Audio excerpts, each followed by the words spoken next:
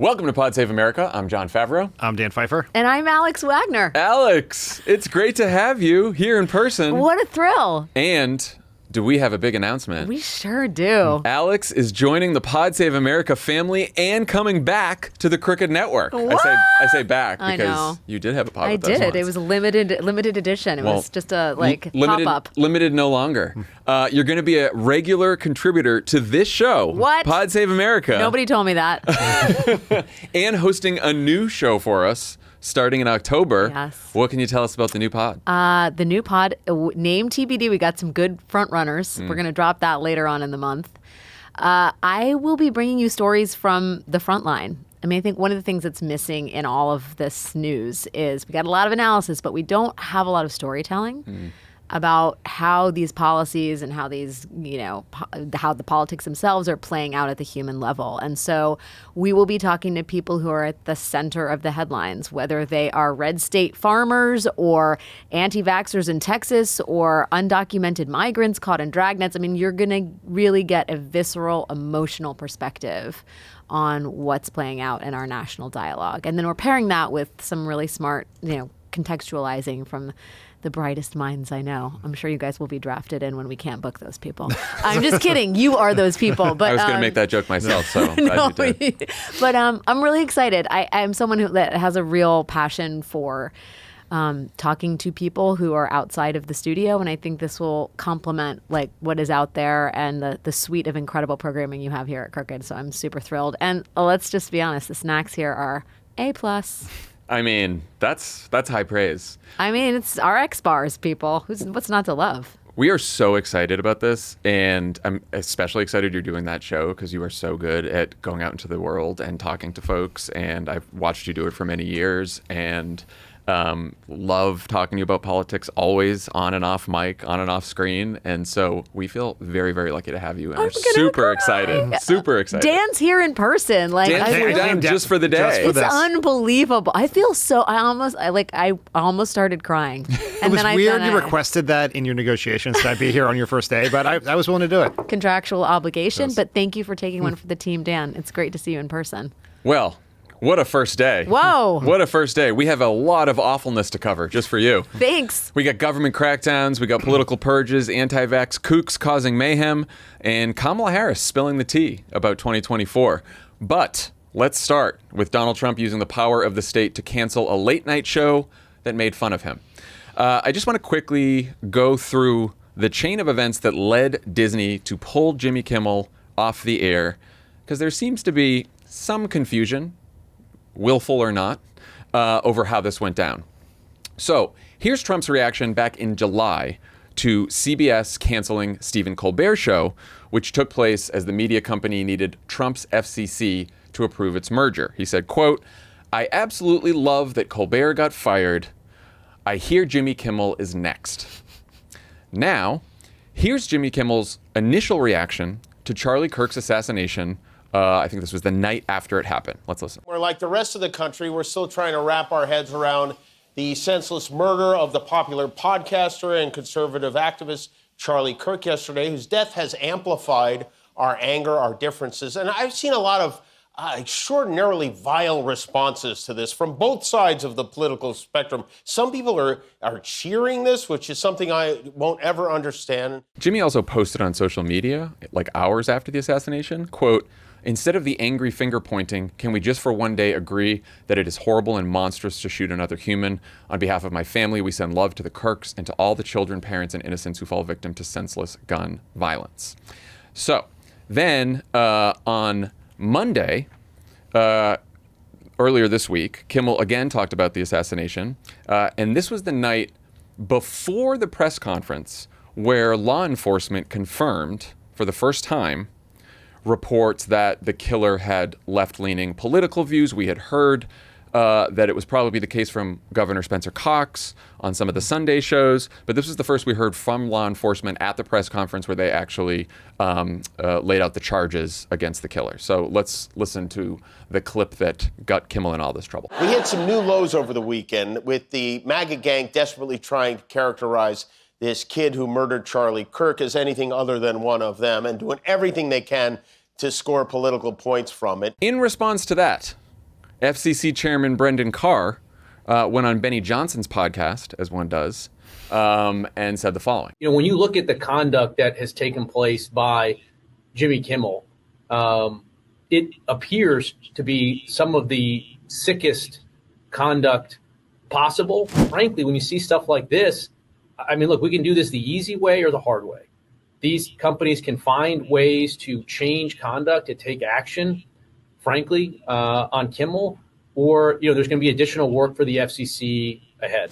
I think that it's really sort of past time that a lot of these licensed broadcasters themselves push back on Comcast and Disney and say, listen, we are going to preempt. We are not going to run Kimmel anymore until you straighten this out, because we licensed broadcaster, are running the possibility of fines or license revocation from the FCC if we continue to run content that ends up being a pattern of news distortion. Hours later, one of those licensed broadcasters that he was talking about, the media conglomerate Nexstar, which runs a lot of local ABC affiliates and also, just by coincidence, needs Trump's FCC to approve its merger with another broadcaster, they announced that they would pull Kimmel's show from all of their local affiliates. Right after that, Disney ABC made the decision to suspend the show indefinitely, which is where we are as of this recording on Thursday afternoon. And in case there's still any confusion about the government's role in all this, Donald Trump and his FCC chairman celebrated the news on social media by congratulating ABC. And then the president said this on his flight home from the UK. Kimmel he was fired. He had no talent. He's a whack job. I read someplace that the networks were 97% against me. I got 97% negative, and yet I won it easily. I won all 7 swing states, popular, but won everything. And if they're 97% against, they give me only bad publicity or press.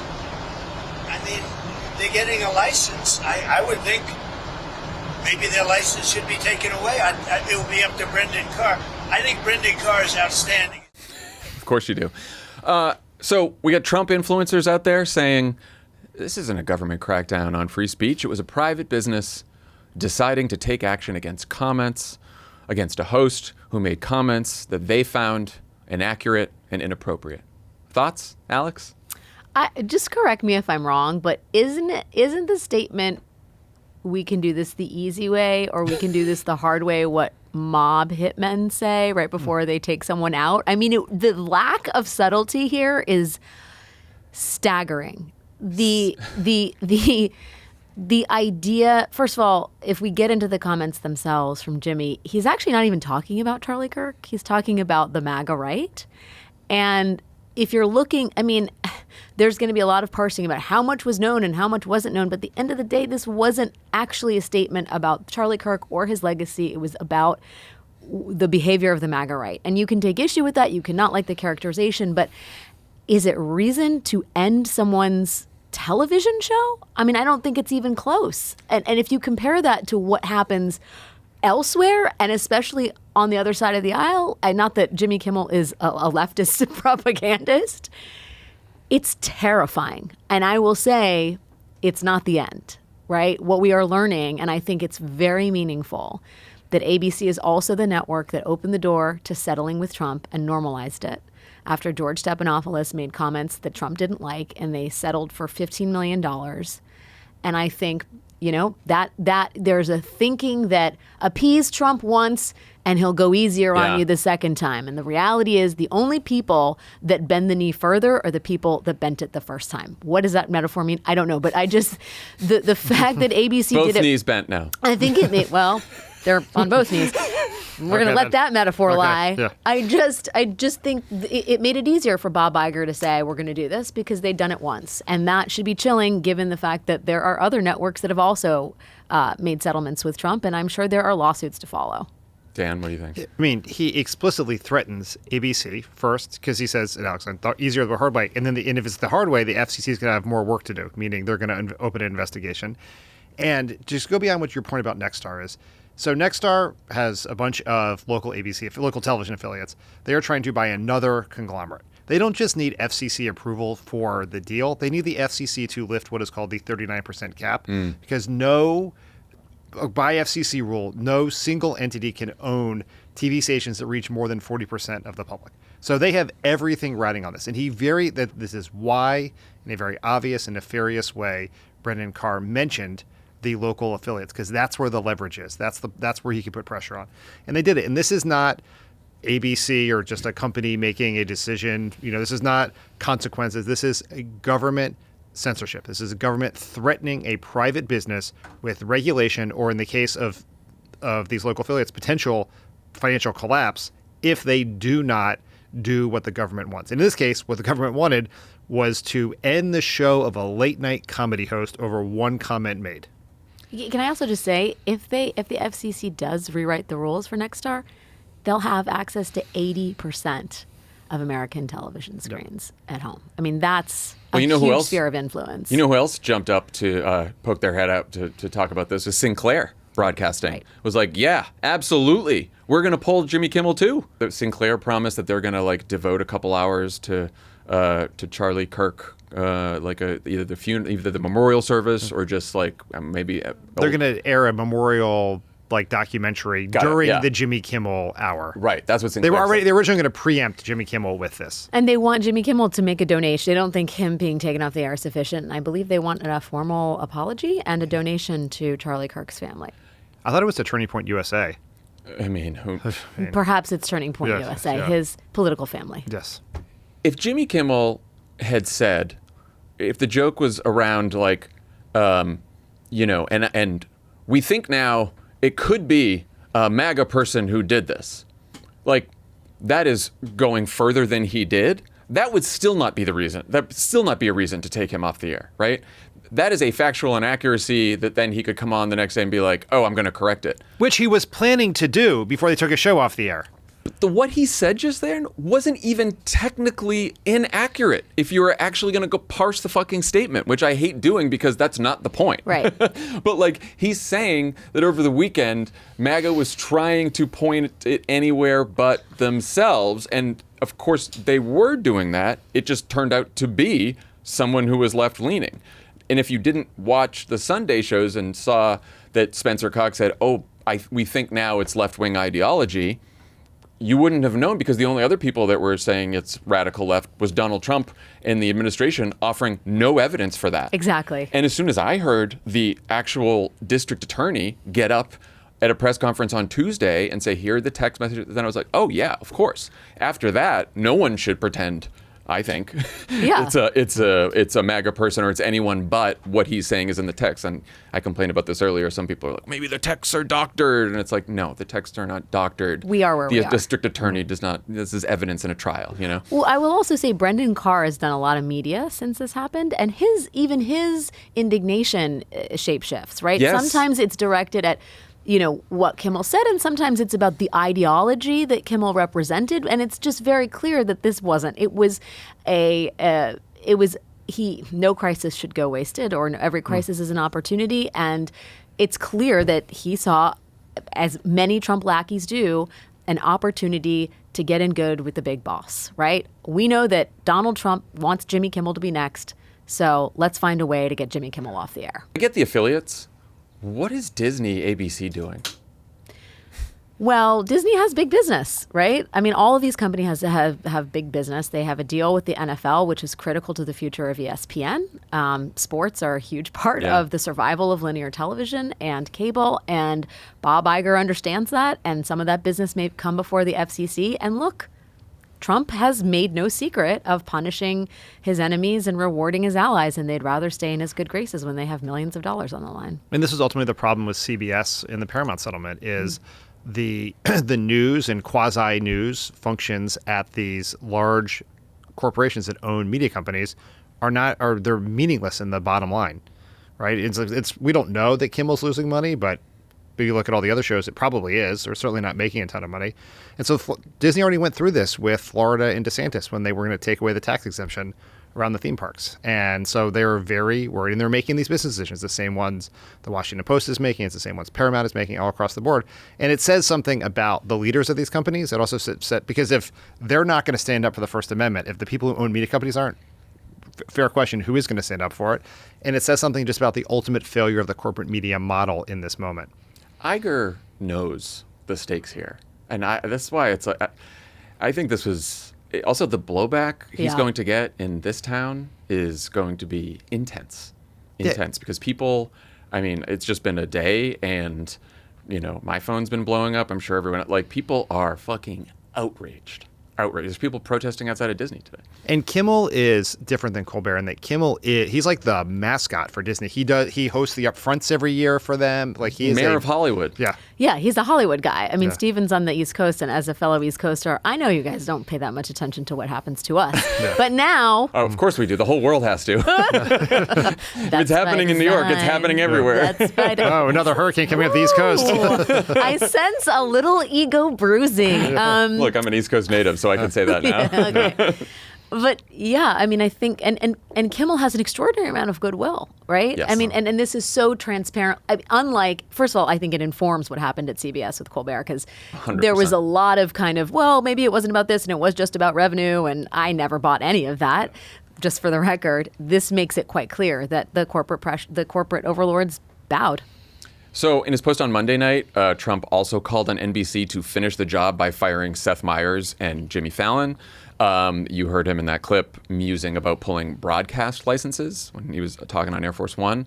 Carr, FCC chairman, has done the same thing. He's been doing the same thing. None of these people are at all cowed by this or trying to be subtle anymore. Where do you guys think this goes next?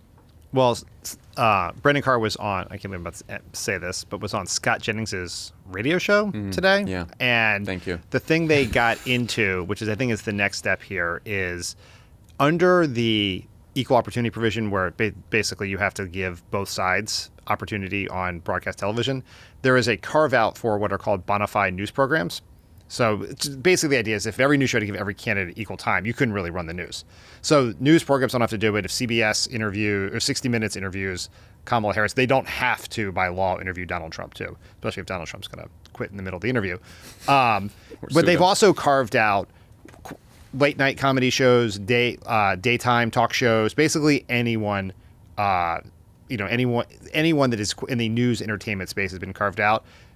This was specifically mentioned as a way in which the FCC could go after The View. And so I think this is the next place they want to put us. They understand. Yeah, they've been mentioning. Yeah, so Carr talked about The View. Yeah, they mentioned. They understand. Carr understands. Trump understands that these media entities are at their weakest point since the invention of the printing press. Right. The economics of the old media model are falling out the bottom rapidly, and so they can put tremendous pressure on them, and they will give, in part because the only way that a lot of these companies can save themselves is through mergers. They are trying to get bought, right? It's why Warner Brothers Discovery is spinning out their cable entities like CNN. It's why Comcast did the same thing with MSNBC, because they want to get bought. And if you're going to get bought, you need either FCC or, if you're a cable network, FTC approval. And so Trump has all the leverage here. I just got back from Hungary a couple months ago. And I remember thinking, is this premature, really looking to Hungary as a roadmap for what's going to happen to America? And it turns out no, because what Orban did, which is exactly what's happening here, although perhaps even less artfully, is he effectively either shut down major news outlets, newspapers, or he got his oligarch friends to buy them, and then they became mouthpieces for the state. And what you are seeing right now is a consolidation. You're seeing, whether the marketplace does it or whether it's the FCC, you are seeing companies that are either not going to survive or they're going to get bought out by people who are allies of Trump or explicitly have told the White House they will be allies of Trump. And as a result, in Hungary, I believe it's like 80% of the free press is effectively state media. And so what's left are a hodgepodge of really essential actual news groups. Some of them are digital, some of them are podcasting. It's basically left to sort of the grassroots to be the place for information and analysis and, real facts. And that's terrifying. But I think that that's our future. And I don't say this to be self-serving. I wish we didn't have to say it, but we don't. He's not coming after podcasts. You don't Yeah. have a deal with the NFL? No, we don't have the deal with the NFL. Not yet, not I yet. mean, they'll find ways to come after anyone, I'm sure, but like there's no FCC relationship. Yes, that but we have to don't do. open the door. Don't pay But that's- attention to but this what's is- happening here. But it is a good time to support independent media. Absolutely. And to come subscribe to Crooked and come hang with us because we have lots. I will say that it also, they don't have to carry through on all the threats. To the point about The View. The View today did not mention Kimmel. Wow. Did not mention it. Yeah, right. Part of it is just the chilling effect. And now, it could be because of a chilling effect. I'm also wondering, though, because I saw Dylan Byers reported, at Puck reported last night briefly that Disney leadership said that they are trying to work something out to get Jimmy back on the air eventually. Do you think that there's a chance that Work something out. They just have to say put him back on the air. right? I mean, that's You're like, what is the what is what do you the have what's to do? set, like? Are I we know. settling with Brendan Carr over this? Like, what the fuck are we doing? You're in charge. It's your company. It's a free country. Well, but will Jimmy want to go back? I mean, Well, that's that's the a- question. for Like, sure. if you can't say what he said, you're a comedian. The whole point is you can speak in without using four-letter words. You're speaking uncensored to make, light of, parody, or otherwise stick it to people in power. And if he can't do that, and if he feels like he's under a microscope, I don't know how you do the same show. No, in fact, if he came back, he would have to, in the most factual way possible, kick the shit out of Donald Trump. Yeah. And show people that he's not afraid. That's like the only way you can come back at this point. Thoughts on the best way for Democrats, maybe in Congress, elected Democrats, and really all free speech lovers to respond to this? I know that Democrats are going to subpoena Carr and then launch an investigation. I think Eric Swalwell said, we're going to get the House back in a year, and so I would tell everyone at the FCC and Brendan Carr to keep all your documents and get ready to. So I like his optimism. I like Eric Swalwell's optimism. But what do you think? Is that all we can do? We have limited actual power here, right? The Senate Dems sent a letter demanding all documents, but it is not even worth the paper it's printed on, right? We've seen the Trump administration simply ignore subpoenas before. It's not going to ignore that. The idea that we're going to pass legislation in a world we don't have the House or the Senate is also impossible. What we have to do is speak out, right? And it is we're going to talk about this later in the pod too, but right here you have big government colluding with big business to try to stifle dissent in this country, right? To take away the freedom of speech of people. And you should call that out. That is the exact kind of corruption that drives people insane. And we should be willing to say that. We should say it clearly. We should say it compellingly. And we should do that. And then ultimately, I think, you mentioned supporting independent media. We also shouldn't be looking to our elected leaders to do this, right? Like we all have the capacity. We have our attention is our most valuable asset in this media environment. And we should use that and direct it to places that are actually going to hold Trump accountable. And if entities are not going to do that, then they shouldn't get our support. They shouldn't get our dollars, and they shouldn't get our eyeballs. I've learned something from the Jeffrey Epstein saga, which isn't over, I'll say that. I think what really resonates with this White House is when you can pull at least a couple of people over from the manosphere or wherever who still see the import of all of this, whether it's Joe Rogan or Megyn Kelly. But I think it's not about bipartisanship, but it's about exacting some kind of cost among people that this administration cares about. And I do think somewhere out there are people who are on the hard right, who are in the conservative movement, who are free speech defenders, who understand, who see this for what it is. And also, by the way, maybe there's a Democrat in power one day. You don't want that Democratic president pulling what Trump is pulling. I mean, you just have to paint a scenario that is compelling enough to get, the hope is a few people that matter aligned on this, and maybe that makes a difference next time they try and do something like this. But I do think, the reason the Epstein thing was so potent was because Trump felt like it was costing him. And until it feels like it costs them with people who matter, they'll just keep doing it with impunity. Speaking of Epstein. Oh. Did you guys, there is one fire tweet from a Democrat in power that came across my screen just before we started recording. Mr. Chuck Schumer, all caps. Are you ready for it? Is Epstein the real reason Trump had Kimmel canceled? ! Hitting him where it hurts. I'm glad that Alex hadn't seen it, so I get your first reaction. I had to read the tweet 3 times and look at the account to make sure it wasn't a parody. So that's what we're working with. I think your point is well taken. Bringing it back home, Bring Chuck. it back home. I saw, Mike Birbiglia, comedian who is friend of the show. We Been love on the Mike. show, yes. Been on the show many times. One of the funnier comedians I've ever known. He posted last night. He was like, I have stood up for a lot of other comedians in public and in private who people were saying should be canceled or told a joke that people found offensive. He's like, and now I want to see all those comedians and everyone else standing up for free speech. Yeah. And sure enough, today, I've seen a lot of comedians like Andrew Schultz, the Flagrant podcast, like Tim Dillon. A lot of these guys came out and were like, all right, we're gonna complain about this. I also think, I don't know, the entertainment industry, right? Like, they have some power here. The people, the actors, artists, the staff. I mean, because also it's not just like Jimmy Kimmel potentially losing his job here. Like, Jimmy Kimmel will probably be fine. But there's a lot of people on that show, a lot of staff on that show, people work on that show, and you do that plus the Colbert Show, you do that plus any other kind of show that they're targeting. Like, I think that, I'm interested to see what happens in Hollywood and Los Angeles and this town where the entertainment industry is such a critical part of the economy. Like, I could see, I've already heard rumblings of this. The writer-director Damon Lindelof already posted. You may remember from Lost. From Lost, exactly. Said that he will not be working with ABC or Disney until they bring back Jimmy or do something. And I would love to see other entertainers do the same thing. It has to be talent driven because it's not going to come from Exactly. it's not going to come from the production it's not going to come from the networks themselves. It has Yep. to be from the people they rely on to make great content. 100%. Pod Save America is brought to you by Nutrafol. If you're dealing with hair issues like thinning or shedding, you might be feeling totally stuck on what to try next. There are so many products out there and it's hard to know which ones are actually going to do anything. That's exactly why you should give Nutrafol a closer look. It's not just hype, it's physician-formulated, clinically tested, and even recommended by dermatologists. Nutrafol is the #1 dermatologist-recommended hair growth supplement brand trusted by over 1.5 million people. You can feel great about what you're putting into your body since Nutrafol hair growth supplements are backed by peer-reviewed studies and NSF Content certified, the gold standard in third-party certification for supplements. While many supplements rely solely on ingredient studies, Nutrafol clinically tests final formulations to ensure their efficacy using a variety of hair measurement tools like hair count and pull tests to assess growth, quality, shedding, and texture.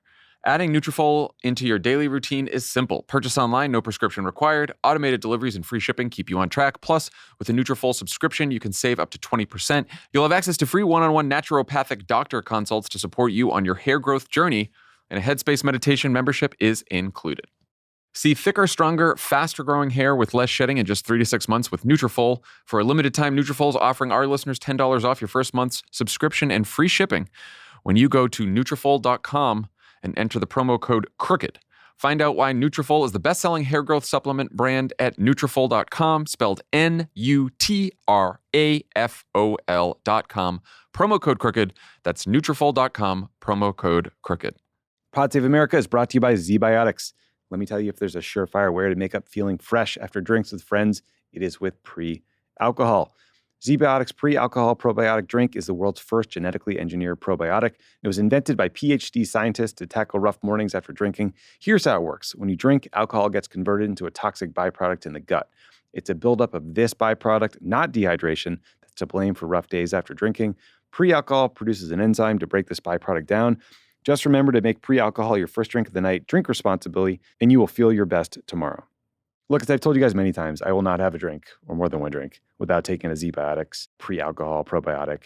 There have been times when I've gone out for the night, and I've turned around and gone home to get my ZBiotics because I believe in it that much. If you don't believe me, give it a shot. Try it one time, get 1 6-pack of ZBiotics, see if it works for you. But for me, it has been a true game changer and has saved a lot of next mornings. Fall is right around the corner, so that means it's time to raise a glass to your favorite team. Whether you're tailgating, enjoying a college game day, or watching Sunday's action on that fancy new TV, don't forget ZBiotics Pre-Alcohol Probiotic Drink. Drink a pre-alcohol before drinking and enjoy great days after celebrating all season long. Go to zbiotics.com/crooked to learn more and get 15% off your first order when you use code CROOKED at checkout. ZBiotics is backed with a 100% money-back guarantee, so if you're unsatisfied for any reason, they'll refund your money, no questions asked. Remember, head to zbiotics.com/crooked and use the code CROOKED at checkout for 15% off. Incredibly, Kimmel was not Trump's only attempt to silence the media this week. He's also suing the New York Times for a cool $15 billion because I guess they didn't adequately praise his business acumen, and the editorial board endorsed Kamala Harris. Those were just two of the many complaints. I don't know if you've read the whole lawsuit. I did not. I kind of skimmed it. No, I read the highlights. You read the highlights? It seems like he knows this is frivolous, but he's just enjoying it. What do you guys think? What's the purpose of this? I mean, the best part of it is one of the central arguments is that in a book written by New York Times employees, they say that Mark Burnett discovered Trump. And Trump's argument, which is then laid out with a lot of facts and footnotes, is that he was actually a celebrity before Mark Burnett discovered him. So because he was a celebrity, he could not be discovered. Ergo, you owe me $15 million. Billion. Oh, billion. Excuse me. I was trying to settle early. Billion with a B. Yes. It seems like that's not going anywhere, although they did file it in Tampa. I mean, hoping for They hoping Eileen Yeah, Cannon. exactly. Is that what they're hoping? Come on, Eileen. The peevishness, the juvenile, it's just the ego stroking is so... I'm waiting for him to appear in the street in an invisible cloak that everybody has to praise. You know? It's so pathetic.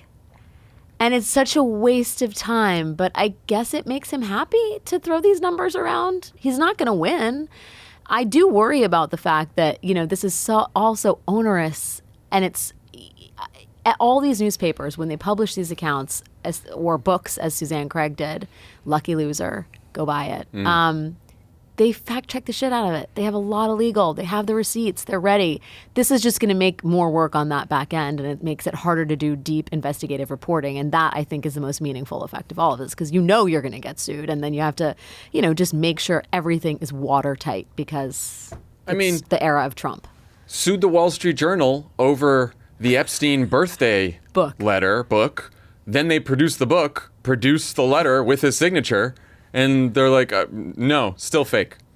Not his signature. I mean, he did sue the Des Moines Register because of a poll that had true. him winning Iowa insufficiently. Fucking real. Well, we talked about maybe the digital platforms will save us. President's also moving to exert more control over those. When Trump and Scott Bessent said earlier in the week that they'd reach a deal to transfer ownership of TikTok to an American company, we had a hunch that the lucky winners would be Trump friends, and sure enough, looks like a consortium of investors led by Trump allies, donors Larry Ellison and Mark Andreessen will be getting an 80% stake. Trump was asked on Thursday morning who would control the algorithm, and he didn't answer. I'm guessing because the answer is still China. Or he doesn't know what an algorithm is, which I think is highly likely. That is a very good point. Very good point. Or he doesn't actually know what the deal's. I mean, he just doesn't know any of it. He's not in the weeds on this kind of stuff.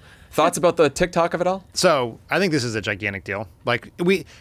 Based on the reporting that we've seen, they may not know who's going to control the algorithm, but if China controls the algorithm, then it entirely defeats the purpose of the original legislation, which was that they were very concerned about China, a company with ties to the Chinese government, putting their thumb on the scale about what content Americans get. Well, remember, there's two concerns. Yeah. There's one that's there's a data privacy concern. Yes. And you can solve that problem without the algorithm. Right. The algorithm is a bigger problem. Yes. It's a much more mass problem for everyone to deal with. And so let's assume that they're either going to license it to the U.S. and the U.S. consortium is going to have some control over it. There is almost nothing more powerful that someone could have in media in the world today than control of the TikTok algorithm, right? It is what a world. It is a leading source. It is a rapidly growing source of news for all Americans, particularly younger Americans. It is incredibly addictive. It is incredibly powerful. It doesn't just set news, but it sets culture in this country in a very powerful way. And if you want to know how dangerous it is to get an algorithm in the wrong person's hands, look at what Elon Musk did to Twitter when he got control of the algorithm. So we're living in a world, and I'm sure they'll say this would never happen, but where a bunch of pro-Trump billionaires, including Mark Andreessen, who is very avowedly pro-MAGA, can put their thumb on the scale to make TikTok be as pro-MAGA as Elon has made Twitter. And that is a very, very dangerous thing, because that is you now have pro-Trump billionaires controlling, if this deal goes through, TikTok, Twitter, Facebook, Instagram, WhatsApp. Yeah. We are depending LinkedIn. on LinkedIn. LinkedIn and Pinterest are going to save us. Yeah. But Pinterest will save us. That is the distribution pipes of news and information in this country. The vast majority of them. You forgot Blue Sky. I forgot Blue Sky. I mean, the one outstanding I one. just get myself in trouble. The You do. I was just going to say, the one obviously the biggest platform, most powerful one is YouTube, which is owned by Google, not controlled by a pro-Trump billionaire. Also, if you've been on YouTube recently, not exactly a fountain of progressive pro-democracy thought. No. Subscribe to us on YouTube. I'll change that. Yeah, There you that's go. exactly right. That's There you go. Austin's happy. We did that because Elijah's in the office today. But I think it's a huge deal. And I think it's also happening. I mean, these are profound seismic changes in terms of the way we get information. And I do think it's happening largely because it's a business concern. And, Kimmel getting canceled is very clear to the American public. Okay, that looks like censorship. That looks like a curbing of free speech. That looks like a First Amendment concern. This feels like, okay, it can happen and it could be ultimately much more influential. The impact of it could be much more impactful, and there is not the same level of awareness or outcry about what's going on here, and that seems insanely dangerous. Especially because the impact is one that a lot of people just won't recognize. Right, exactly. This has been our problem with social media the whole time, Right. right? It's like, oh, I'm just looking at my TikTok. It's great. Right, exactly. Like no one's like, oh, I'm being brainwashed. Okay, so the government's crackdown on free expression is unfortunately reaching well beyond media outlets. The White House is planning to launch investigations and take other actions against a broad network of left-leaning nonprofits and other organizations. Details are still unclear. They said it could take a while, but Trump and other officials have talked about racketeering charges, using the RICO law, and taking away tax-exempt status from nonprofits, which would effectively bankrupt many of those organizations. They've mentioned George Soros's Open Society Foundation and the Ford Foundation, among others, and they are trying to argue that it's not about censoring speech, but punishing groups that fund or incite violence, especially, quote, foreign malign actors. On Wednesday night, Trump announced that he's designating Antifa as a major terrorist organization, a move he tried to take during the George Floyd protests in 2020, somewhat complicated by the fact that Antifa isn't actually an organization, and there isn't actually a law that allows the president to designate domestic groups as terrorists. Other than that, good to go. Here's what he had to say to Fox's Martha McCallum about all this during a UK sit-down early on Thursday. Do you believe that there is a vast terrorist movement in the United States that people need to be aware of? And is it responsible for Charlie Kirk's killing, for the attempts on your life, for these CEOs that we saw in New York City? Is there something people need to understand? You never know, and we'll find out maybe.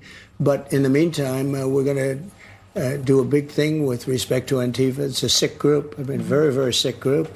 We have a lot of things. They love burning the American flag. I think it's terrible that they burn the American flag. Who's behind it? Do you have a gut feeling? It's, you hear Soros. I don't know. We're going to find out if he's behind it. Do you have concerns about, some people look at this and your critics will say, well, this crackdown is a crackdown on free speech? It's interesting. I watch your show and I watch others, and I see people saying things. They're crazy. These people are crazed lunatics, even the way they'll answer. It's like you'll see them, and the things they say are really bad, but they look crazy. They're almost crazed. Maybe they're drugged out. Didn't really answer the question about is it a crackdown on free speech? No. Also, Antifa HQ the switchboards must be lighting up over there. Well, because we were watching this interview in our office and always have Fox on anyway because we love the Five, the way that they're debating us on Five is the Democrats are saying that Antifa doesn't exist. Do you think Antifa exists, Harold Ford? Who said yes? He thought it existed. Of course. Yes. Where is their address? Where are they headquartered? The point, of course, is there's not an organization with a website and an address called Antifa. There's an They have Antifa not secretary. filed- There's someone that answers the phones. They have not filed papers, right? There's just a bunch of... It's an ideology. Yeah, and people run around and they say they're Antifa or they're Black Bloc or whatever the fuck. Surprise, surprise. The organization that's against centralized power doesn't have a centralized fucking operation. So that's happening. What do you make of these threats, the sort of like what they're trying to do here? Because it's a little murky to me still. How much of it is we're going to try to scare everyone? How much of it is they can actually do some of this stuff? What do you think? I listen, I get that, right? Because it's like the levers aren't immediately obvious. Revoke tax exempt status, harass, threat, whatever. But given the landscape that we're in, did you ever think that Brendan Carr would be like, we can do this the hard way, or we can do this the easy way? You're out, Jimmy.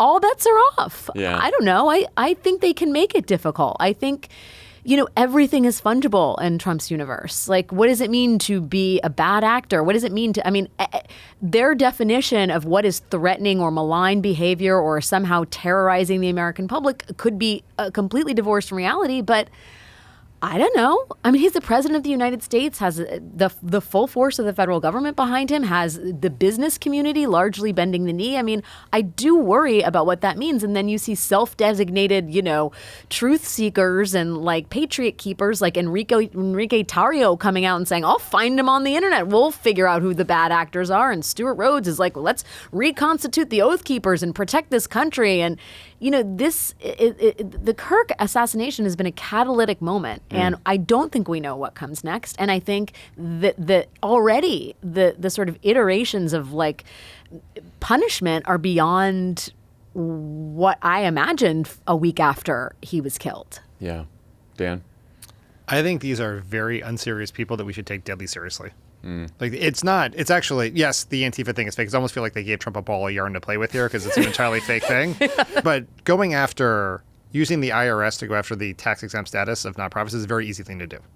Right. And it's not easy to take it away. No, but if you start the process. Start the process, then they go, this is like, Harvard's in court right now. Exactly. And even though Harvard clearly has the upper hand in this case, we've all seen the reports about people inside Harvard being like, we know we can win, but this is bad, and this is draining us of resources and all that kind of shit. Right. Remember earlier this year, the FTC sued Media Matters? Oh, yeah. Right? Like, you can go after these organizations, many of which, like, obviously some of them have a ton of money, like Harvard, and they would have the capacity to fight back. Many don't. You can go after individuals, right? You don't there is a governmental equivalent of what Trump is doing with these lawsuits, which is I am suing. I'm going to make you spend money on attorneys and document collection and all of the above, and I'm going to drain your resources. I'm going to make it really hard. And what it does is so yes, there's some individual people, some individual organizations will absolutely be affected, and that will be very bad. But the bigger effect is it scares the shit of everyone else. And if you talk to anyone who's been out trying to raise money for progressive, pro-democracy causes right now, for many of the people who have funded the anti-Trump resistance for the last decade, many of them do not want to stick their head up right now because the last thing they want is to end up in Trump's crosshairs. Yeah. Legally, from a regulatory perspective, from a public perspective. And it is draining. Like, it is very, like, Democrats are struggling to raise money in part because people are afraid of Trump. The domestic terrorist thing that they just keep bringing up, Trump, Vance, Stephen Miller, they have started to use that phrase, foreign malign actors too, because there is no way that a president can try to designate a domestic group as a domestic terrorist organization. You can't prosecute someone for any law that they're a domestic terrorist organization, right? You can use like terrorism enhancement on a sentence if you're already prosecuting something, but like it doesn't really exist what he's trying to do, which is why when he did it in 2020 with Antifa, it's not just because it's not an organization, because it wasn't really a thing. But you can designate, of course, foreign organizations as terrorist groups. And I think the foreign malign actors thing is they now are going to try to look for potentially domestic organizations that have some connection to foreign funding. Like, it seems like that's the nexus. Or have like a foreign person working for them. I just feel like they're going to stretch the bounds of like whatever the definition is. For sure. Pam Bondi, who seems like she's just playing Attorney General on TV, went into the Lion's Den this week and sat through the usual confrontational grilling from former White House senior advisor turned podcaster Katie Miller. Here she is showing off her knowledge of the First Amendment. There's free speech and then there's hate speech. And there is no place, especially now, especially after what happened to Charlie in our society. We will absolutely target you, go after you, if you are targeting anyone with hate speech, anything. And that's across the aisle. Well, that's reassuring.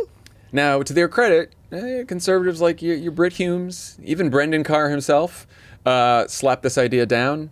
But I think the most satisfying right-wing rebuttal came from none other than Tucker Carlson. Let's listen. This is the Attorney General of the United States, the Chief Law Enforcement Officer of the United States, telling you that there is this other category called hate speech. And of course, the implication is that's a crime. There's no sentence that Charlie Kirk would have objected to more than that. You hope that a year from now, the turmoil we're seeing in the aftermath of his murder won't be leveraged to bring hate speech laws to this country. And trust me, if it is, if that does happen, there is never a more justified moment for civil disobedience than that, ever, and there never will be. Bondi dust up, Now the Kimmel move, they don't seem to be sitting well with some MAGA media types and right-leaning free speech enthusiasts, I'll call them. How much do you guys think that matters? I think it matters a lot. I mean, this is what I'm saying. I think you have Tucker out there who very much matters to this White House, calling them out. I think that was recorded before the Kimmel firing? I think so, yes. Yeah, So because I think that was a reaction to the Bondi thing. Yes. And so I'm eager to know what Tucker, the Wizard of Oz, has to say about this one. Because Tucker will save us. So, I mean, my Lord, if that's where we're at, stop this train, I want to get off. But I mean, the end of that clip actually, in the way that only Tucker can, is him intoning, you're taking away man's humanity if you take away his right to speech. But respect, right? Like, This is not insignificant.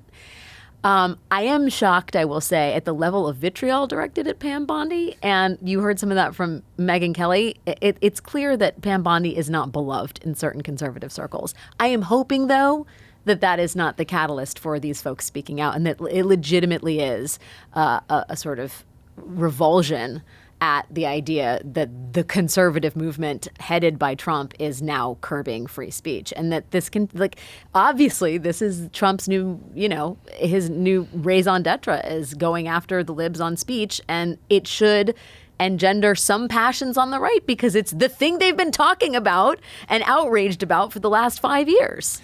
It seems to me like in this administration, you don't criticize Dear Leader if you have a problem with something that Dear Leader has said. You can criticize one of your colleagues. Yes. And so it's happened to Pam Bondi, it's happened to Kash Patel, it's happened to Alex Azar. Yeah, it's happened to RFK Jr., right? And so everyone's like, oh, they try to keep Trump just like an arm's length from all these decisions. Like, I can't tell who's at fault here, who's going on. But it's like they're able to criticize, the people in the larger movement are able to criticize various cabinet officials that are there as lackeys, but they just can't actually criticize Donald Trump. Yeah, it's performative independence. Yeah. Oh, he's so succinct. Why could we just shut up and let Dan sum performative? I love that. Performative independence. This podcast is sponsored by Squarespace. Squarespace is the all-in-one website platform designed to elevate your online presence and drive your success. Squarespace provides all the tools you need to promote and get paid for your services in one platform. Create a professional website to showcase your offerings and attract clients. Whether you offer consultations, events, or other experiences, Squarespace can help you grow your business. Squarespace offers a complete library of professionally designed and award-winning website templates with options for every use and category. No matter where you start, your website is flexible to what you need. With intuitive drag-and-drop editing, beautiful styling options, unrivaled visual design effects, on-brand AI content, and more ways to list what you offer, no experience required. Every dream needs a domain. Squarespace domains make it easy to find the best name for your business at one fair, all-inclusive price, no hidden fees or add-ons required. Every Squarespace domain comes with advanced privacy and security tools included to ensure your domain remains online and protected. Plus, Squarespace provides everything you need to bring more of your dream to life, whether that means building a website or adding a professional email service. Don't wait to claim your name. Invest in your dream domain today. Head to squarespace.com for a free trial, and when you're ready to launch, go to squarespace.com/crooked to save 10% off your first purchase of a website or domain. That's squarespace.com/crooked. Pod Save America is brought to you by Hims. ED is more common than you think. It's simpler than ever to treat. Through Hims, you can connect online with a licensed provider to access personalized treatment options discreetly and on your terms. Through Hims, you can access personalized prescription treatment options for ED, like Hard Mints and SexRx, plus Climax Control if prescribed. You're going too quickly through Love this it. ad. Love They it. paid Put good down money to his hear phone. what He you have to is say. making eye contact. Come on. Hims offers access to ED treatment options ranging from Hard Mints to trusted generics that cost 95% less than brand names if prescribed. You shouldn't have to go out of your way to feel like yourself. Hims brings expert care straight to you with 100% online access to personalized treatments that put your goals first. This isn't a one-size-fits-all care that forgets you in the waiting room. It's your health and goals put first, with medical providers making sure you get what you need to get results. Think of Hims as your digital front door that gets you back to your old self in the back door. Right. Simple 100% online access to trusted treatments for ED and more, all in one place. To get simple online access to personalized, affordable care for ED, weight loss, and more, visit hims.com/crooked. That's hims.com/crooked for your free online visit. Hims.com/crooked. Actual price will depend on product and subscription plan. Featured products include compounded drug products, which the FDA does not approve or verify for safety, effectiveness, or quality. Prescription required. See website for details, restrictions, and important safety information. Democrats are trying their best to respond to all this. We're back to the Democrats again. Members of Congress, governors, even Barack Obama talked about. He was tweeting out this morning. Schumer put out a statement calling Chuck Epstein files. I guess Democrats are introducing the NOPE Act, which is short for. Can anyone? No something. Never mind. Political enemies? No Political Enemies Act. Oh, so that's tricky because the O is sort of doing double duty there. Yeah, it can either be an acronym or not. It can't be both. Nope. So I don't know. I'm assuming the legislation will sail through Congress because obviously Republicans are also concerned with the weaponization of government and the crackdown on free speech. They'll join with the Democrats on this legislation and pass it, and then it'll get to the president's desk. And he also set up a whole committee on the weaponization of government, so I'm sure he'll sign it. Nope. This would be called performative. Performative performative resistance. Yeah, performative. I mean, I don't want to give the Democrats too much shit. They are look, every Democrat we want to be outraged is out there being outraged. Yes. Nope. I don't know what I'd be telling them to do otherwise. I do think we haven't, we aren't going to talk about this, but heading for the government shutdown wouldn't be funding that government. I wouldn't be funding this government that's cracking down on free speech. And I think that's the thing. It's that's actually where you have some power, so maybe it's time to use it. Which is it's a longer, more interesting debate about how you wrap in this sort of stuff into the argument around a shutdown. They seem because they're going to be saying the Democrats want to shut down the government over Jimmy Kimmel and foreign aid. Right, and the from what we can tell as of right now, and what I'm sure is a very clear and long articulated plan, the Democrats seem to be focusing on the subsidies for Obamacare as the primary reason for the shutdown. Because I saw a clip of Schumer today doing an interview with Punchbowl, where he said the two things. It seemed like what he was implying is one, their process was entirely partisan, which has been known to get people in the street before, but the other one is making healthcare more expensive, which is actually a very, very compelling argument. It feels this is one I've struggled with a lot in how I think about the shutdown. That is certainly a very real thing that matters to a lot of people and does poll really well. It feels a little removed from what's actually happening. You think? But not to the people whose healthcare is going up. So no, right. No. It's again. It is if we were just dealing in substance and rational world, it was the absolutely right thing to fight for. Forget about the polls. Just substantively, if you can stop healthcare premiums from going up by 75% on a lot of people, which is going to happen, then yeah, you go do that. But that's none of the things they're proposing are going to happen. I saw one House Democrat, of course, on background, so only get half credit on this profile of courage and honesty, but said look, we should shut this government down, and we may not win this, and we might have a plan to get out of this, and they might not cave at all, but we should just do it anyway.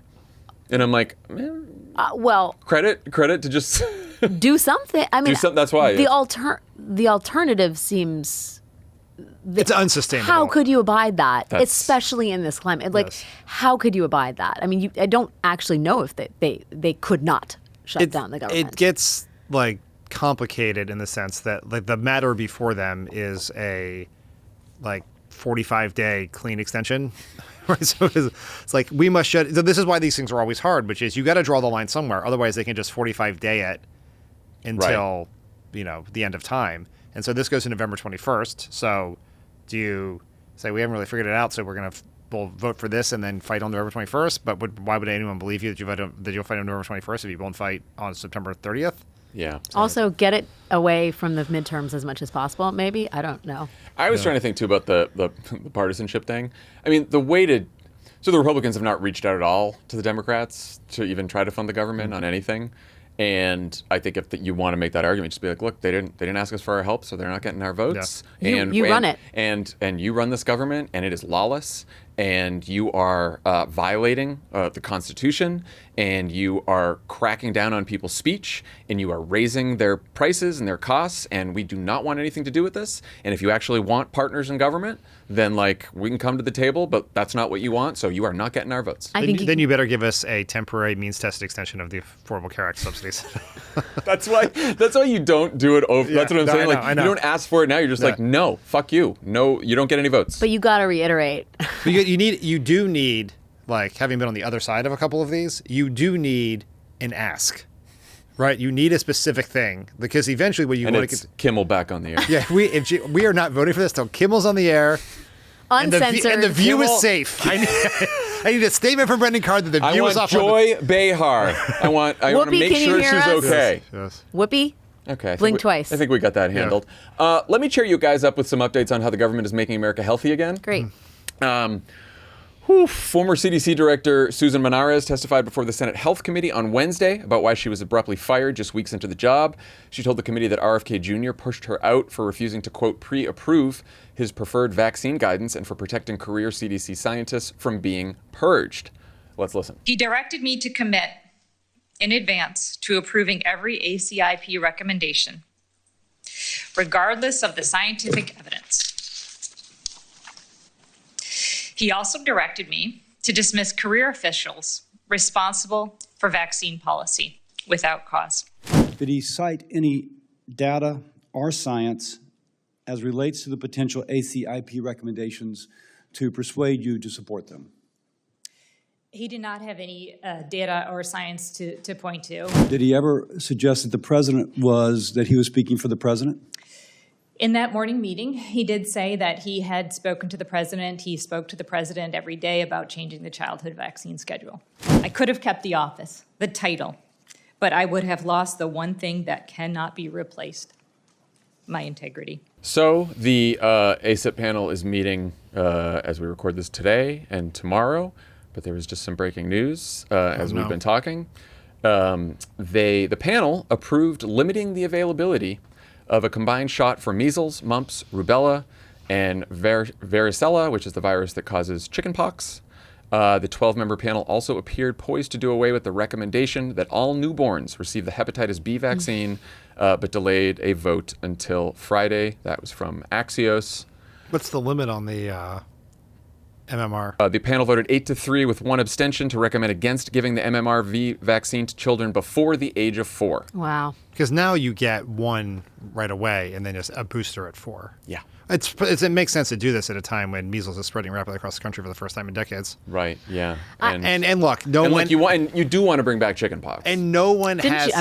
why not? No one has a stronger immune system than children age 0 to 4. Totally. So, especially as we head into the winter. Can I just say the polling on this is like, I don't get this at all. So it's like, I think 73% of Trump voters think vaccines save lives. And then you break down vaccines by MMR, shingles, hepatitis B, and it's like 70% of Trump voters until you get to COVID. think they are important. Right. COVID opened the door. But I mean, this is not a political winner for them at all. And, oh, by the way, it's going to kill children and adults. I mean, it is, as someone who has young children who just, all of us, right? Like, I remember getting them after first of all, they hate taking the shots. I mean, they fucking hate the shots. Sad. But I always felt like, thank God. Me too. Good, we're good for a little, the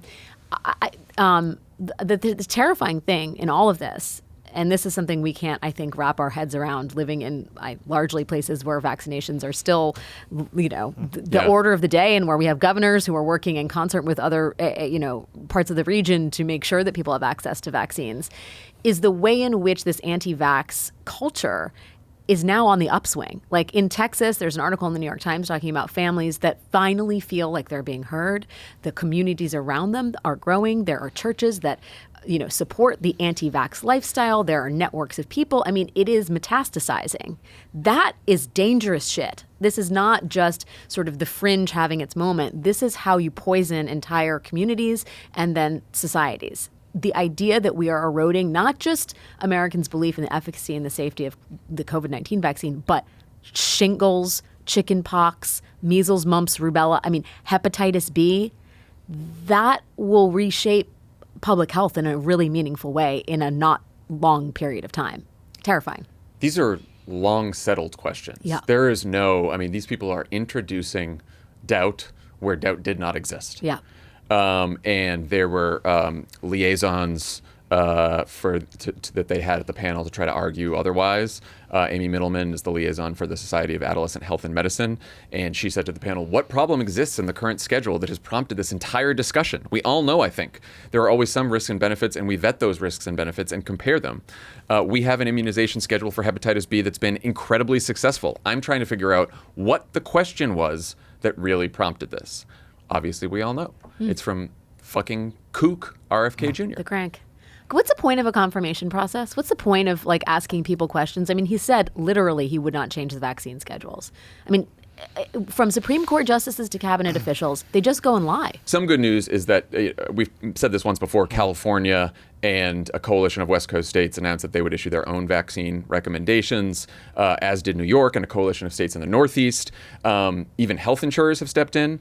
AHIP, which is the major health insurance trade group, announced that their member plans, which include Aetna, Humana, Kaiser Permanente, and a dozen Blue plans, would continue to cover flu and COVID-19 vaccines through the end of 2026, even if the CDC changes their recommendations. We should also note that the CDC, the organization, has to vote on the recommendations from the CDC panel, the kooks in the panel. But, it's not like there's anyone running the CDC right now either. Can I say one thing? And this was comforting, I guess, because I live in one of those states that has one of these, but there's a network of doctors and clinicians and sort of people in science who have been corresponding and communicating for decades now, and are now sort of the crackerjack Avengers team that are responsible for helping these states figure out what their policies are. So there does exist a network. The problem is that it's isolated to, blue states in large part, or coastal states, and what you can't have in the name of public health is a patchwork of solutions because we're all in it together. Newsflash.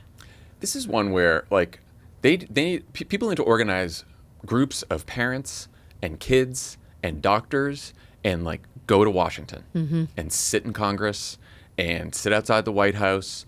And if there was ever time for peaceful protest, Donald Trump can target Jimmy Kimmel and he can try to target NGOs here and there. How about kids who want vaccines? Yeah, parents who wants their kid to have vaccines. Want to be safe in school. Right. You'll be hearing from some of them on my forthcoming podcast, I'm sure. Look Stories at that. from the ground. Love that. Organic plug. I do think that I don't know. I'm not trying to be optimistic here, believe me. But you can be. It's a safe space. I would say this is a lot to sustain for the Trump administration. Yeah, but between the Kimmel stuff and the larger crackdown on free speech, and now the vaccines and health insurance premiums are going to go up for people, and we're looking down at a government shutdown, and we didn't even talk about Lisa Cook, who gets to keep her seat for now, but then Trump just asked the Supreme Court to try to kick her off. We got one rate cut, but he wants more. We don't know what's happening with the economy, right? So the vax stuff and the money stuff really hits home. And I think the Kimmel stuff does too, for a couple reasons. I think that Trump is now at risk of being optimistic. How dare we do that in this period? We got to have something. But Trump this is classic overreach in a lot of ways, right? Trump was elected for two reasons, right? And he was elected by people who don't really like Trump. They just thought he would probably do a better job of lowering their costs and securing the border. And put the border aside, but on immigration, he's gone further than most people want, and he has not lowered their costs, he's raised them. And instead, he's spending his time on a lot of things that are not solving the economic problem. And some of those things, we obsess about, we think about all the time, we talk about, but they don't break through to real people. The vaccine stuff breaks through to real people. Yeah. It absolutely does. It is something that blows up parent group chats for school and WhatsApp groups. It's happening as people are going back to school and filling out the vaccine certification so their kids can go to school. Records. It is happening as everyone is now making decisions about flu vaccines, and this is the period of time for our fourth year where we would be getting our COVID vaccine. And the Kimmel Charlie Kirk stuff, I think, really does break through. The Charlie Kirk assassination has broken through almost nothing else this year, even more than the Epstein files. I track this on the What's Resonating Substack, where they go through all the social traffic and internet traffic and stuff. The Kirk stuff blows everything out of the water. And Kimmel is attached to that. And that gets through to people. I just can't tell you how many non-political people in my life have asked me about the Charlie Kirk stuff. Yeah, and so on two big things that break through to real people, he is focused on things that are not what they elected him to do. And that is when you get in trouble as the president, particularly as you head into a midterm. So there's some optimism. And I would say that's true for any president. White Houses tend to be insular, and you're in a foxhole, and so it's hard to get a good handle on public opinion beyond just the polls. I think in authoritarian regimes, that is a particular problem because they have completely shut out the rest of public opinion, and all Trump is just surrounded by people telling him, you are doing the best job, you're the greatest person that we've ever had in this job, and we're so excited, and blah, blah, blah. And then he turns on the TV, and all the people on Fox are singing his praises, and everyone's wonderful. So, like, to the extent that there's going to be a backlash against him in the country, he's not going to really detect it. And the people around him won't either. This is the fundamental shift in the Trump era from when we were in Washington. Is when we were in Washington, everyone watched, all the Republicans watched Fox.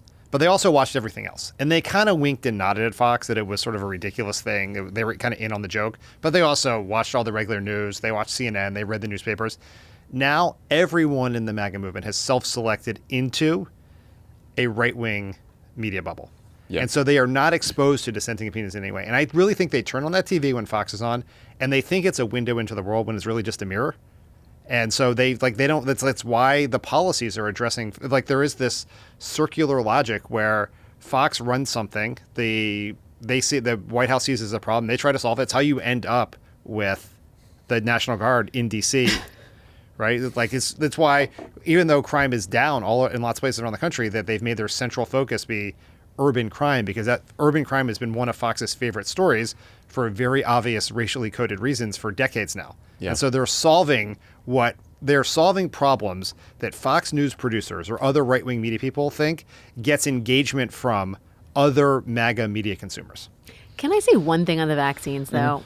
I'm glad that you played that moment between Manaras and Cassidy, because she says that RFK is talking daily with Trump about changing the vaccine schedule. You know, it is really hard. First of all, I think Ivanka and Don Jr. and Eric probably all got their MMR vaccines. Sure. You know, like, this does not seem like the hill that Trump wants to die on. Trump got his COVID vaccine. Yeah. These are confections created by Robert F. Kennedy Jr. And so I do wonder whether there's more hope that he will move away from this insanity before he is forced to, just because it's not his thing. Like, this is not his thing. And if he starts paying a price, and he knows that, like, it's very hard for me to imagine that RFK is going into the Oval Office and being like, we're finally changing the Hep B schedule. And Trump is like, well, thank God. You know, like, it's kind of like, do whatever you're going to do. I know this is your bailiwick, do this. But the minute it starts costing him, I wonder whether he can be moved to go back to reality and safety. He did get that question the other week in the Oval about the attempt in Florida to do away with the vaccine mandates for kids, and he was like, "Vaccines work. Yeah, vaccines work." But it's like, did he say that because he's pro-vaccine or because he's anti-DeSantis? Like, I couldn't really figure that out. That's a good question. Well, however we can get it done. Yeah. All right. With all this end of the Republic stuff happening, we haven't gotten the chance yet to talk about Kamala Harris's new book, 107 Days. It's out Tuesday. More excerpts are making the rounds, including one where so the New York Times has both a book review and a piece that sort of like gives some of the highlights, some of the excerpt highlights. And we can just get into some of the fun ones. Yeah. Here's one that I think we all, this is the one we all gravitated to here in the office. This is from the New York Times. Minutes before she was to step on stage at a presidential debate in September of 2024, she received a call from Mr. Biden. He relayed that his brother told him that Kamala Harris was bad-mouthing him and that several, quote, power brokers in Philadelphia were threatening not to support her because of it. Mr. Biden went on to insist that his own disastrous debate performance had not hurt him with voters and that he had actually beaten Mr. Trump. And then this is what Harris writes, quote, "I just couldn't understand why he would call me right now and make it all about himself, distracting me with worry about hostile power brokers in the biggest city of the most important swing state, right before she was about to go on stage for a debate with Donald Trump." Dad, I cannot talk to you about this right now. I do not have the time. I mean... What? Man. Wait, but just so many things. I know. Right, like, what's the worst part? That, first of all, dude is insisting that he won the debate. I mean, tells you everything. Right? Or... I mean, I guess obviously it's that he's calling her right before these incredibly important debates on 107 days. You don't have a lot of time to go and do that. To me, that honestly speaks more to senility than cruelty or trying to undermine her. It's like, it makes no sense. No part of it makes sense. Honestly, I don't think you have to choose. Well, that's... Yeah, I'm trying to, like, how does that happen? I guess because the president doesn't dial a phone himself. Right. right? He picks up the phone and says, "Put me through to Kamala Harris." And so I assumed the person who connected the call was like, obviously he's calling to wish her good luck. And maybe that was the original intent of the call. And it just went off the rails. I don't know. It's not great. Her fraught relationship with Biden forms the undercurrent of the book. Quote, "My feelings for him were grounded in warmth and loyalty, but they had become complicated over time with hurt and disappointment." And that is basically the sort of the theme of the book. I will just say, and I got an advanced copy of the book. I'm not going to break any embargo, but I read it as well. And the Biden defenders out there, the people who are still out there, still fighting the fight, just telling you guys, I don't know, put those swords down. You can go after Jake Tapper and Alex Thompson and everyone on Twitter and all the pundits that you don't like. This was the nominee of the party. She was there. She's got phone calls that she's written stuff down. Like, it is... Joe Biden was not in the right here. Do you think it changes? I mean, Tim Alberta was making this point. I mean, she was the vice president of the United States. It's not like she was some random, assistant to an assistant. Do you think it changes the way administrations work in terms of decision making? Because here it's like, I understand it was incredibly challenging to say, wait a second, don't do this.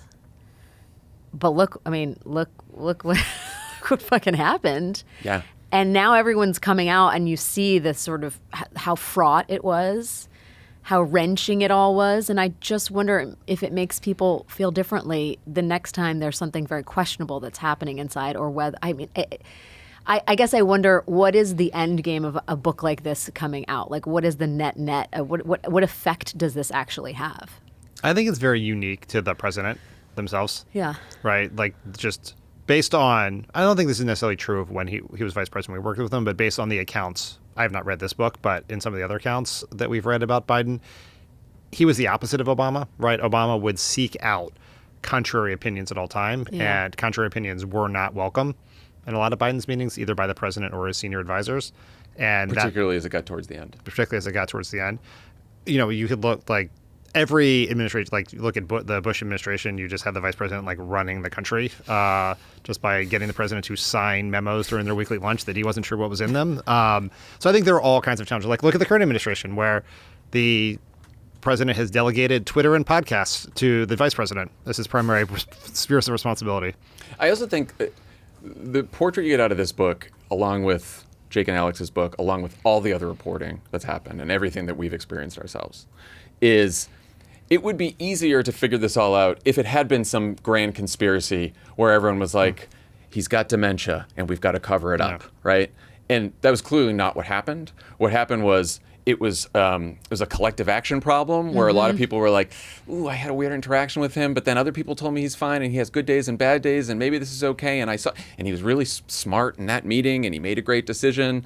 And I don't think he should run, but really, who else is going to run? And no one else is stepping up. And what are we? So much equivocate. Exactly. Inertia. It's an unsatisfying truth. And it seems like that is the truth. It feels like that holds true today. Yeah. We see bad shit happening and know. everyone's like, ugh. The reason I sometimes keep harping on this is there is a lesson, even though that is a very specific circumstance that happened in 2024, there is a lesson going forward, which is don't just expect that someone else is going to take care of it and that it's going to be fine and that someone in charge is going to be, if you see something, say something. It's Kitty Genovese. It's Kitty Genovese. It is. Yeah. Don't go do something if you hear a scream. Yep. And if you're in these organizations, right? And if you're in this stuff, because I think there's a lot of people who, and to be completely fair, there's a lot of people who just weren't around Biden a lot, so they didn't know they were working for him. But if you have doubts, the thing to do is not just put your head down and just tough it through and think everything's going to be fine. It's not just a backpack on the floor of the subway. That is right. If you see something, say something. There you That's go. an East Coast reference for you West Coasters. That's our. Do you remember that in Boston? We're all native East Coasters. Listen, so much defense. Boston's the T. The L Chicago. Just, whatever. Anyway. Second city. So that was fun. Thanks for joining us, Alex. Oh my God, thank you welcome. So much. Welcome to the family. Thank you. I'm gonna go eat some more RX bars. Love that. Love seeing you in person, Dan. Let's make a habit of it. All right, I'll come down more often now. That's a lie. Have a good weekend, everyone. We'll be back in your feeds on Sunday with a special Sunday Pod Save America.